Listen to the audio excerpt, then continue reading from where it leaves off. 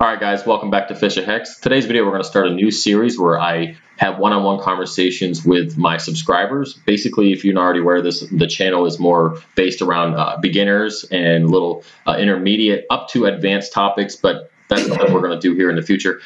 Basically, what we're going to do is we're going to have one-on-one conversation with Mike Lemming. I'll put a link for his channel in the description.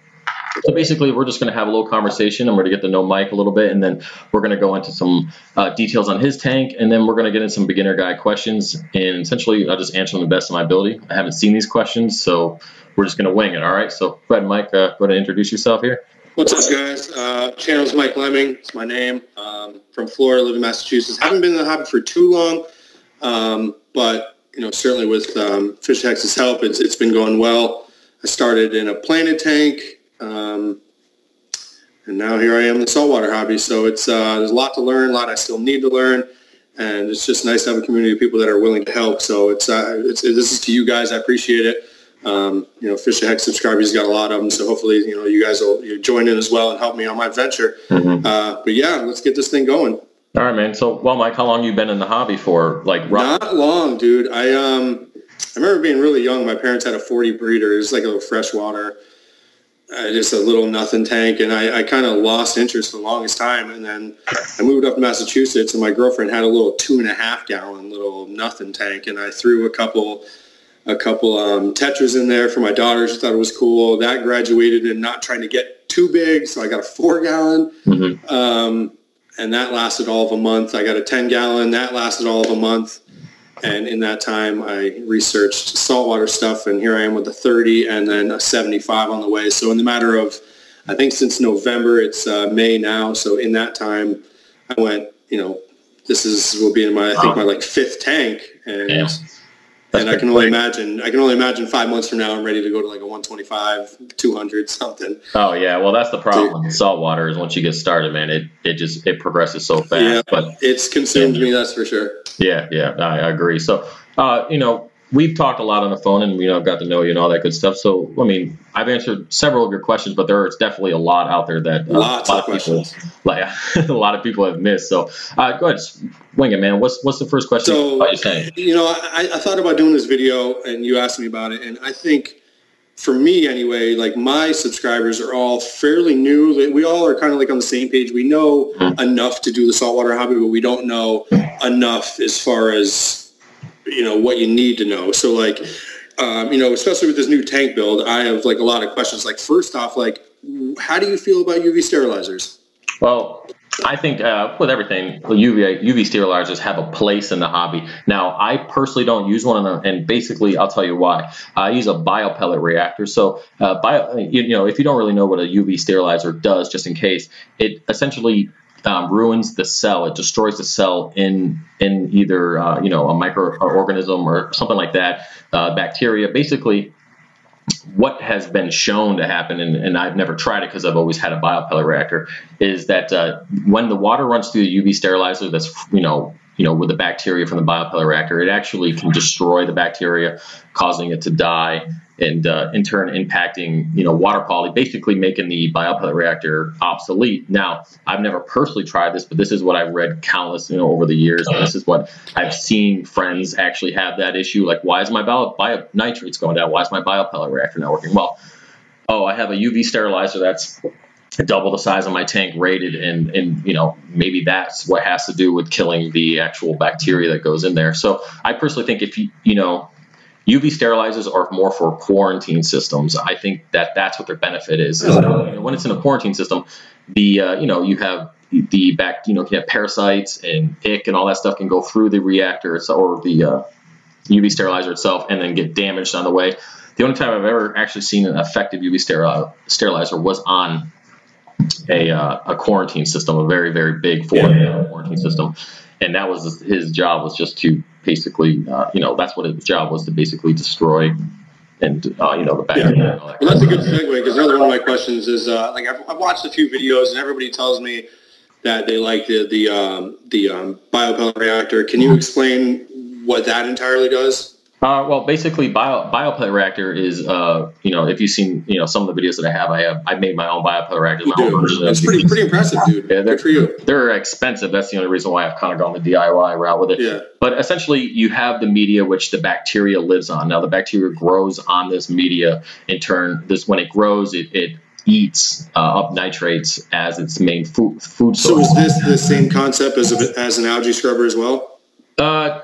Kind of. It has the same benefits, essentially. I know that macroalgae has a tendency to pick up more phosphates opposed to the biopellet reactor. The biopellet reactor is specifically for nitrates. That's what I use it for, and then I use GFO for phosphates. Now, basically what happens is the bacteria grows on this media, and then it gets tumbled in the reactor. And then I personally, what you should do is skim it off so it doesn't cause like issues. Some people get cyanobacteria if you don't have enough in your tank with all that stuff. But I personally run my biopellet reactor directly into my Curve 7 skimmer, which skims it, aerates the water that comes off of it, and it essentially makes it harmless. But yeah, the bacteria grows on there and then gets chipped off bit by bit. And then every so often, every like 2 months or so, I have to top off the media. Yeah. So if you guys haven't realized yet, this is more about equipment. I got a ton of questions about equipment, especially with this 75 build. And, FishOfHex with the 125, he's got a lot of the equipment that I need to upgrade. So if you haven't got the clue yet, this is more of an equipment conversation more than anything. But on to my next question. This is kind of from seeing your past videos, you might have an answer to this. But I have the Galaxy Hydro 165 LEDs. You have the Aqua Mars, I believe. Aqua Mars, something like that. Yep. So, if you having, I think you have 3 in your tank? 3, yep. So I will have 2 on my 75. Is there a way to kind of splice the wires to run 4 wires off 2 instead of taking up all 4 plugs? Plugs itself. Plug real estate is pricey right now. Yeah. Oh, yeah. I get that, especially on when you start getting into using controllers and stuff like that. Yeah, exactly. Even cars get expensive. What I've seen people do in the past, I don't do this because the Aqua Mars actually allows you the daisy chain. You can plug one into the other, another, and daisy chain over. I didn't know that. Yeah, they actually allow you to do that. So what most people do is you can actually buy a plug, and I'll find a link for it for you that actually splice off, and allows you to plug in the individual down to 1 cord. And I've seen people think, you can actually, cut it if you really want to and splice it off yourself if you feel so, inclined to do so with electric voltage. But I don't recommend it unless you've done it in the past. But, yeah, because, like I said, four plugs for my lighting is kind of tough to swallow. I mean, if I have to, I have to, whatever. Yeah. But, what I've done in the past, too, is take those plugs and go down to Home Depot and buy, like, the 4-plug extension cord. Oh, okay. Each one in there, and then plug the one. And then plug that one time. Okay, cool. Yep. So that's another good segue. I have a lighting agenda that I follow. It's not anything crazy. I still have a timer on my whites, my blues. My schedule is so crazy that when I wake up, I turn the blues on, let them go for a little while, then ramp them up right before my whites come on. And I do the same at night. I ramp them down, and then I shut them off, willingly. But I'm doing like a 12-hour. I would say my blues are on for a little longer than 12 hours, and my whites are on for like 10 or something, or 8 maybe. Either way, what do you do for your lighting in duration and intensity? Because that's a good question that a lot of people still have questions about. Yeah, well, before I added the basically when I did the adapter from the Apex to the Aqua Mars, when I built that and connected them to there, before I did that, my lighting schedule was 12 hours blue, 10 hours white, and then I was running 100% blue and about 75% white, but it was kind of hard to tell because I was using the knob, so it was kind of hard to tell what the intensity was. But since I have incorporated basically the dimming down to 10% and then shutting off, basically the ramping of up and down, I actually have my blues on for... Well, there we go. Sorry, the screen went black there for a second. I actually have my blues on for 13 hours and my whites on for about 11, but that's with the ramping in between. So it's and you recently set up the ramping to the Apex. Right? That's really cool. Yeah, that's awesome. So here's just a question, not that I've talked about, but a lot of people, just like I asked you before I did it. I wanted to go with a controller. And I suggested the Junior. You say don't bother. Yeah, well, so it's $250 as opposed to $600 for the regular one. You say don't bother. Yeah, and I had this discussion on the forums here earlier this morning, believe it or not. They say BRS says that it holds up to 5 modules. A guy from Apex said that it's 7 modules. But if you think about it, the main Apex itself has up to 240 modules. Yeah. So that's a huge difference. I mean, we all grow in this hobby. As you can see, when you got your tanks, look how far you've already progressed into the next tank. So you're going to progress equipment. I mean, I personally, after all these years, I have 2 Apex bars, which I just recently added the second one. The only reason why I added it is because the Zeobit system's down now. But I always like to prepare, like build your tank for growth. You know, add that, get the system that you can grow with. I mean, if you go on Craigslist, you can buy an Apex Junior for probably $100 because a lot of people are selling it. I saw one recently for 160, and that's why I thought about it. So, and then you, of course, told me not to, so I appreciate it. I just wait. I mean, it's personal preference. A lot of people do it. A lot of people like Apex Junior. A lot of people don't have plans of upgrading. Yeah, but I've already seen you, and I know your personality. I know that you're gonna upgrade. You're gonna do more stuff. So I'm gonna just guide you in the right direction. So I appreciate that, sir. Thank you so much. So on to the next question. Here's another one. Again, geared towards my next build. My current return pump. It's like an Aqueon something. I don't know. I got one when I first started. I just bought a bunch of stuff, hoping to be mostly cost efficient and not really. What should work the best, but the one I got, I think it's a 513 gallon per hour max. So my question to you is, I know you run a manifold. If I were to do that, I know you run like 4 prongs out of the manifold, and I think you're using 3 of them. 2 or 3 or 3. Yeah. So if I were to do that, I might only use like 1 or 2 just for like my dual reactor and then potentially something else in the future. Will the 513 and a 70 or 613, I'm sorry, and a 75 be sufficient for a small manifold and to be able to crank water through, or do I need to upgrade that? Well, you got to think here. You have head pressure that you're going to be running through, so you're going to be running dual returns, I imagine. So not only does the water have to go up, but then it has to splice up and then come across and back into the tank. So you'll put a ball valve right before it goes up, up top. And then that's where you can add head pressure to send more water down through the manifold. But the problem is that dual reactor, we have the same dual reactor. I mean, I'm running, 1,600 gallons per hour through my system, and I have it dialed down running a lot through the manifold. And I just took the biopellet reactor off, and it's still using up a lot through that reactor. It takes a lot more water than you think to run that reactor itself. So you're saying the 613, I need to upgrade. Well, this is the thing. You won't know until you try it. So I wouldn't say go out and buy anything until you at least try it. Hook it up.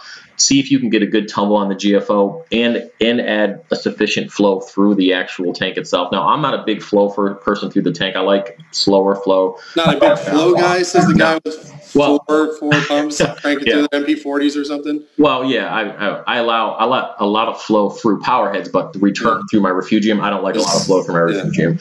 So I personally don't like a lot of flow, but I would wait until you set it up, and then, if it doesn't work for you, I can, I'm actually selling my DC 6000 here within the next month. So all you subscribers, I got it. Yeah, that's what, 1,500 gallons per hour. So you'll be fine with that. Plus it's DC and you can adjust it all stuff. And here's another question that's not on my little list of questions. You had said that when I first started talking about upgrading my tank, you were talking about the 800 gallon per hour overflow. Is that still good? Because I've been eyeing it on eBay for a while.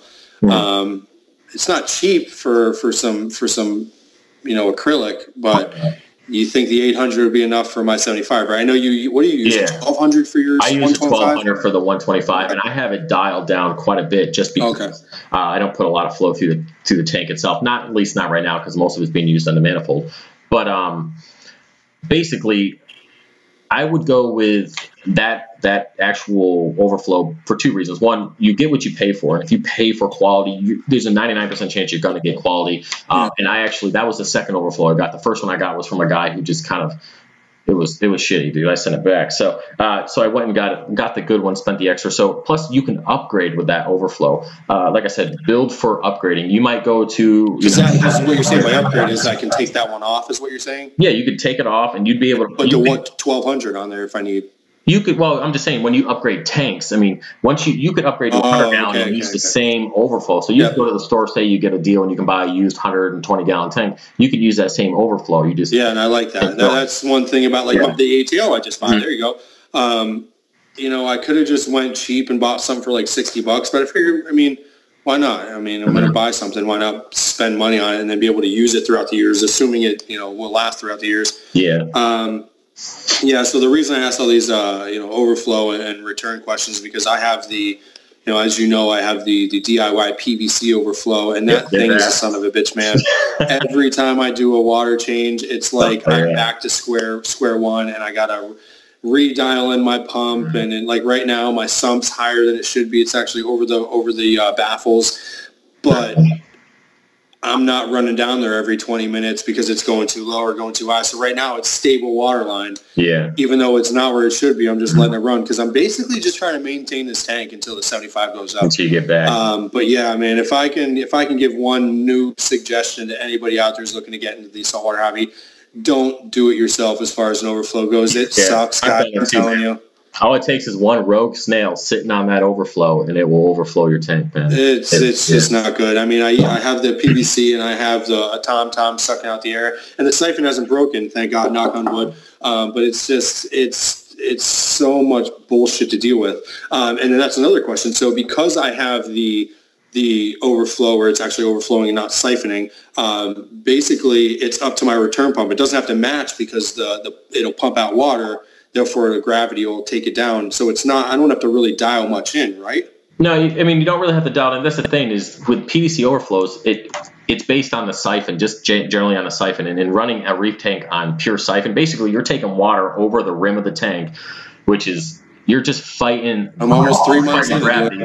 Well, I did it for about 8 months on my other, you know, before this 125 got drilled, I ran a PVC overflow. I ran 2 because I wanted the backup just in case. Which, in hindsight, it was just a mistake. You drop all this money in there, and then, you know, you don't want to buy an overflow. But like I said, you're fighting gravity daily, and then, you know, I think you said you had the aqua pump or something on there, basically keeping the whatever it is, the Tom's aqua lifter, just to kind of keep it going. Give me some kind of warranty on like my half-assed overflow. So I mean, if it works, great news. But it has so far. But it's just I'm tired of the BS of doing it. Hey, we lost. There you go, man. Yeah, I might have to run and grab a charger. I'm getting low, 20%. So here's another question for you. What about ATO reservoirs? Because I have that, like I said earlier, I had that 4-gallon planted. And it's just like a little 4-gallon glass tank. And, you know, with the 75, I don't know if the 4-gallon, I mean, I've seen people with like 250s with like a 15-gallon reservoir. Is a 4 sufficient for a 75 unit if I have to fill it up every 4 or 5 days? Oh, yeah, that's fine. And I mean, depending on if you have an open top tank and all that stuff, you'll be fine. I run a 5-gallon on the 125. It's technically 180 gallons, but with the sump and all that stuff. But I run a 5-gallon. I fill it up twice a week, maybe. It just depends on what's convenient for you. If you're going to be out of town a lot, then you might want to go bigger. But just remember, if you have once you have a fail safe on your auto top off, you just got to imagine how much water can your tank handle if your auto top off was to fail. Just saying, a lot of people have fail safes, but what if you were to dump all this water in your tank? What would happen? That's what I keep in mind. So if you have a 5-gallon tank or 5-gallon auto top off, or better yet, let's just say you have a 10-gallon auto top off and you have a 75-gallon tank. You drop 10 gallons of water in there, it's going to overflow.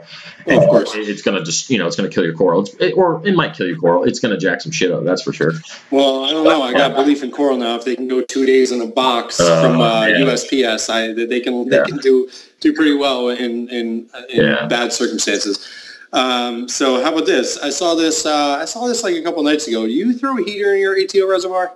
No, I don't. You feel the need to because it's just a small amount of water, right? No, you don't need to run that, and you're not using it enough.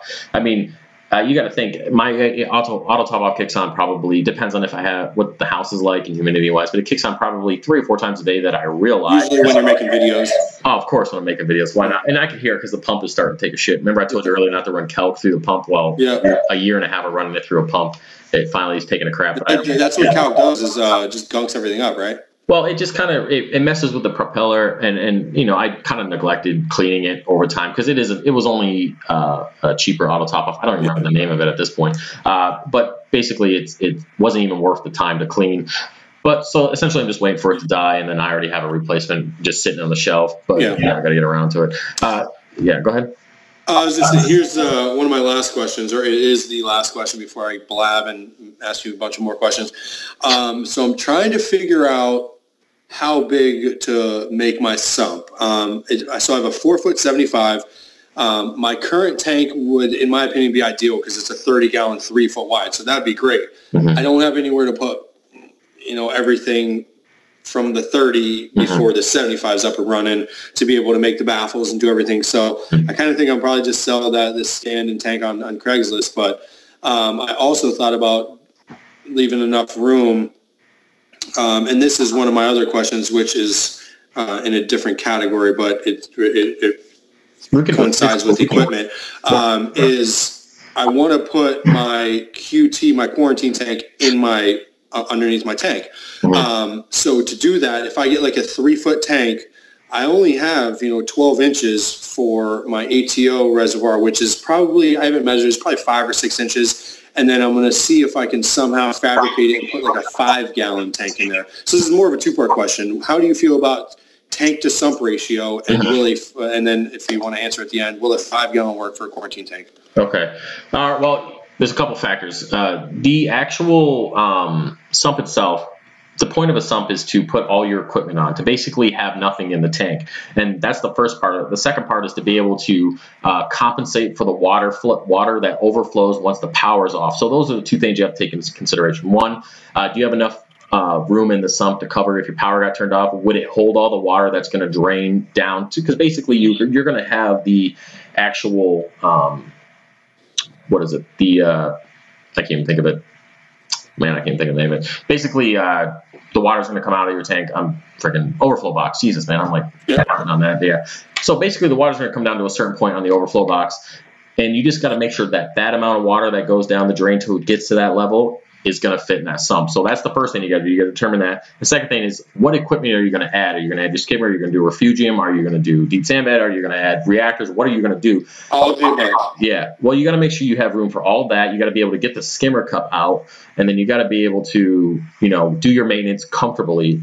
I found that if you can't access reactors and stuff like that easily, you won't change them. You won't do the maintenance. And that's one thing that's good, and I'm glad I bought this tank because the stand, basically both doors open. There's probably 2 inches on each side that I can't get to, but I can, with how big both doors are, I can reach just about everything, which is what I wanted. Because right now I just have my stand and then one little square door in the middle. Obviously it's bigger, but it's I got to reach in and then go to the left, reach in, go to the right to touch anything. It sucks. So that's one of the reasons I did buy this. But the sump. Well, also remember, I don't mean to cut you off, and I just want to say this before I forgot. Basically, the sump adds water volume, and the more water you have, the more stable, quote unquote, essentially more stable the water. You can, the longer it will take for mistakes to show or something that happens. So I always think bigger is better. I mean, I run a 55 on a 125-gallon tank, and it fits all the water. But it's not very much to spare, just because of how I've designed the refugium. So if I went for if I did go for something like mine, like a 3-foot 30, or I don't know. I'm trying to. That's my question. So it doesn't really matter the water volume. It's just how much water volume you want to go with. It's more about being able to fit everything. Is what you're saying. Well, what you want to do depends on how big you want your refugium is. I could have got away with a refugium half the size of what I have. You have a pretty good size refugium. Yeah, it's more than half the 55-gallon tank. Now it just depends on how high you have your baffles too. At the end of the day, you want to make sure that you can fit the water in there. You can fit the size refugium that you feel is going to be beneficial for you. If you're growing macroalgae and pulling it out every week, your refugium is fine. It doesn't have to be big as long as you're growing and efficient. And you can fit all your equipment. So a 30-gallon will be fine for a 75. I don't see any reason why that wouldn't work at all. So my second part of the question about the quarantine tank, assuming, because I as far as my coral and my fish, I like getting them small. I'm so totally fine with getting frags and getting baby fish and then watching them grow. I mean, a lot of people want to get this big show tang right in their tank. I don't care. I'd rather grow with it. Grow with it. Yeah, it's expensive. So if assuming that, like, say I threw a yellow tang, but it's, you know, the size of a $50 piece or just like smaller fish, could I get away with a 5-gallon quarantine tank? 5-gallon, you could. I would suggest I wouldn't really go any lower than a 10, essentially. I mean, I do run 3 sections that are about 10 gallons a piece. But again, I have smaller fish, like you said, in the quarantine tank. I wouldn't throw a 6-inch hippo tang in there, just because the stress would be on. That's why I think the 5 might work, because I don't care to buy big fish. I'm totally fine with watching them grow. And throw like a sponge filter on there and a heater in there, and then just stick it underneath the tank. Yeah, that'd be fine. Yeah. So that's what I'm thinking. The reason I want to go, I'd love to do a 10-gallon, but my girlfriend wouldn't be too happy if I threw up another tank, because she won't get the concept of a quarantine. So she'll just see another fish tank over there. So if I can do a 5-gallon and I can make it fit under my display tank, then that would be ideal. So she wouldn't have to deal with another tank being in the house, because she's not too happy. She thought the 10-gallon was big. I upgraded to a 30. She thought that was big, and now she's furious I got the 75. But I'd rather beg for forgiveness than ask for approval. So here it goes. I got a 75 coming. Until you get married, and then it's not like that anymore. So, I mean, I've asked a lot of questions. We've been going for, like 30 minutes or so. Yeah, something like that. Yeah, about 30. Pretty productive. I'm hoping at least my followers, your followers, some of them, somebody's taken something away from this conversation that we've had. I appreciate you taking the time out to actually talk to me. I know you're a busy guy. I'm busy as well, working crazy hours. But yeah, dude, it's been good. I hope we can do this again. Like I said, this is our equipment category. I've got countless questions, man. So if you're willing to talk and willing to post, I'm willing to ask. Yeah, we'll figure it out. And I mean, guys, I mean, if anybody else has any questions that are related to the equipment topic or anything like that, just put it in the comment section below.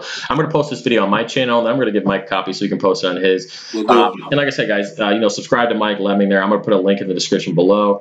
And, basically, like I said, this channel's pretty much centered around beginners, and I figured knowledge equals growth, so why not learn as much as you can so you can be successful.